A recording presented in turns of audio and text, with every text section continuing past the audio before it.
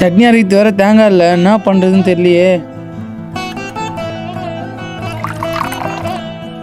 என்ன கீழே தேங்காய் வந்துருக்குது. சரி ஒன்று பண்ணுவோம். பே ஏய் உட்காந்து டிவி பார்த்ததெல்லாம் போதும், கீழே தேங்காய் வந்துருக்குது, போய் எத்தனுவா. அதெல்லாம் ஒன்றும் சொல்ல மாட்டாங்க, போ. பே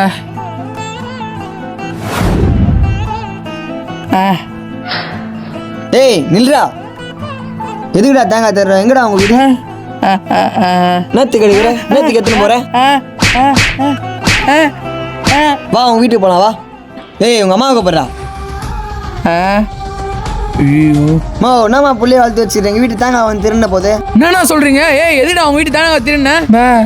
ஆமாம்மா, கீழே தேங்காய் வந்து இதுவும் புள்ள வந்து திருண்ண போகிறான். அட திருட்டு நாயே, திருட்டு தொழில் எத்தனுக்கிறியா? நான் அந்த கொம்பு கொடுங்கண்ணா. இந்தா நல்லா அடி. திருட்டு நாயே, திருட்டு நாயே. அடி அடி நல்லா அடி. இந்த வயசுல திட்டு தொழில் கற்றுனுக்குது. ஒன்றும் போலியா அவரு? இனி ஃபுல்லாக உனக்கு இந்த வீட்டில் மேலே போய் உட்காரு, அப்பயாவது அறிவு தான் பார்க்கலாம். அப்பா நல்லவேளை நம்மள எதுவும் மாட்டி உள்ள. சற்று நேரம் கழித்து செருப்பு சத்தம் கேட்குது, பையன் வந்துட்டான் போல, கோவமா இருக்கிற மாதிரி காமிச்சுப்போம். அம்மா நான் டென்ஷனாக உட்காந்து இருக்காங்க. மா தம்பி எங்கம்மா? அந்த ஊமையா இனி என்ன திட்டு வேலை பார்த்துச்சு தெரியுமா? என்னம்மா திட்டு வேலை? மேலதான் இருக்குது, அதுக்கிட்டே போய் கேளு. டேய் நான் என்னடா பண்ற?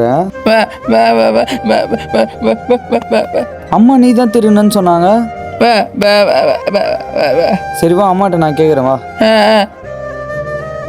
மா இவன் திருடலையாம்மா, நீ தான் எத்தனை வருஷம் சொன்னியா? என்னது நான் எத்தனை வருஷம் சொன்னேனா?